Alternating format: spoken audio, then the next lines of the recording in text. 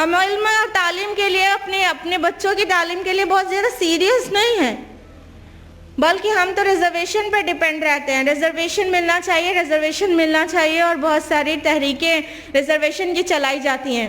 ہم ریزرویشن کی مخالفت نہیں کر رہے ہیں، ریزرویشن سے کچھ نہ کچھ سپورٹ ملتا ہے، لیکن یہ مسئلے کا حل نہیں ہے.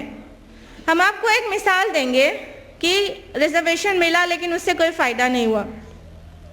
سعودی گورنمنٹ نے کچھ سال پہلے ایک مسلم اپلفمنٹ کے لیے ایک ریزرویشن پلان بنایا کہ جتنے بھی پوسٹ ہیں، جتنی بھی ویکنسیز ہیں، سب جگہ صرف مسلمز کا اپوائنٹمنٹ ہوگا.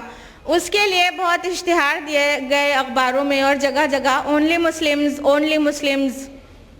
پھر جانتے ہیں کیا ہوا؟ اندازہ لگائیے کیا ہوا ہوگا. اونلی مسلمز کے اشتہار کے بعد کیا ہوا پتہ ہے؟ جتنی بھی اپلیکیشنز آئی تھیں اس میں آفیسر گریڈ کی ندارد. کون سی اپلیکیشنز تھی؟ Plumber, mechanic, lab boy, T boy اور ڈرائیور وغیرہ وغیرہ، یہ اپلیکیشن بھرمار پڑی تھی، اور آفیسر گریڈ کی جو اپلیکیشنز تھی وہ غائب تھی. بڑے اچھے انسٹیٹیوٹ سے کیے ہوئے ایم بی ایز اور ڈاکٹرز، اچھے ڈاکٹرز، اور بڑے انسٹیٹیوٹ اور کالجز سے کیے ہوئے انجینئرز، یہ سینئر مارکیٹنگ مینیجر غائب. یہاں تک کہ سعودی گورنمنٹ کو اپنا یہ پلان وڈرا کرنا پڑا. اب جہاں اونلی مسلمز لکھا ہوتا تھا، اب وہاں پہ لکھا جاتا ہے مسلمز پریفرڈ. تو دیکھا نا کہ ریزرویشن مسئلے کا حل نہیں ہے. کامیاب ہونے کے لیے ریزرویشن کی نہیں، لیاقت کی ضرورت ہوتی ہے، صلاحیت کی، اسکلز کی، ٹیلنٹ کی ضرورت ہوتی ہے.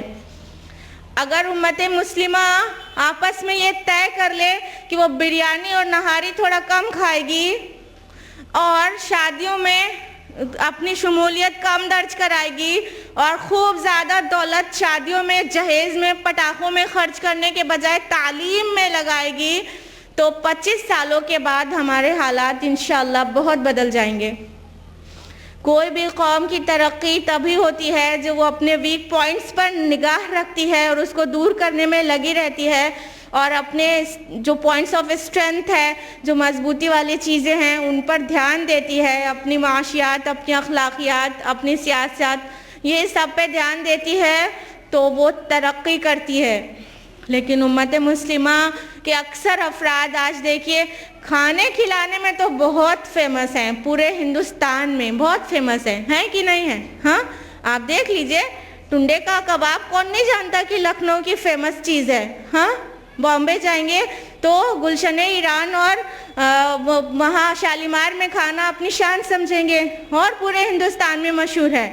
اور دلی جائیں اور وہاں کا نعمت قدا الکریم ریسٹورنٹ میں نہ کھائیں، ایسا کیسے ہو سکتا ہے؟ تو یہ دیکھیے مسلمان کی کتنی ہی کھانے والی چیزوں میں کتنے فیمس ہیں. ہندوستان میں فیمس ہے کئی چیز، تو ورلڈ فیمس ہے. لیکن میرا سوال یہ ہے کہ مسلمانوں کے کتنے تعلیمی ادارے ہیں جو پوری طرح سے فیمس ہیں انڈیا بھر میں اور ورلڈ فیمس ہے؟ کتنے تعلیمی ادارے ہیں؟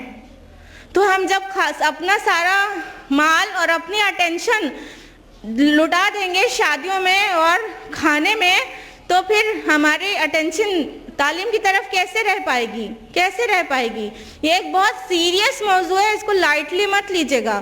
ہم خود تعلیم سے جڑے ہوئے ہیں اور اسکول میں فیس کرتے رہتے ہیں کہ بچے نہ صرف ریگولر اٹینڈنس اسکول میں شارٹ کرتے ہیں شادیاں اٹینڈ کرنے کے لیے، بلکہ کئی بار ایگزامینیشن والدین بچوں کا چھوڑوا کر انہیں شادی میں لے کے چلے جاتے ہیں. ٹیچرز گواہ ہیں جو یہاں پر بیٹھی ہیں، چاہے ہمارے اسکول کے ٹیچرز ہوں، چاہے وہ کسی اور اسکول کے ٹیچرز ہوں، کہ بچوں کو اس لیے ایگزامینیشن چھوڑوا دیا جاتا ہے کیونکہ انہیں شادی میں لے کے جانا ہے. تو یہ تو ہمارا حال ہے.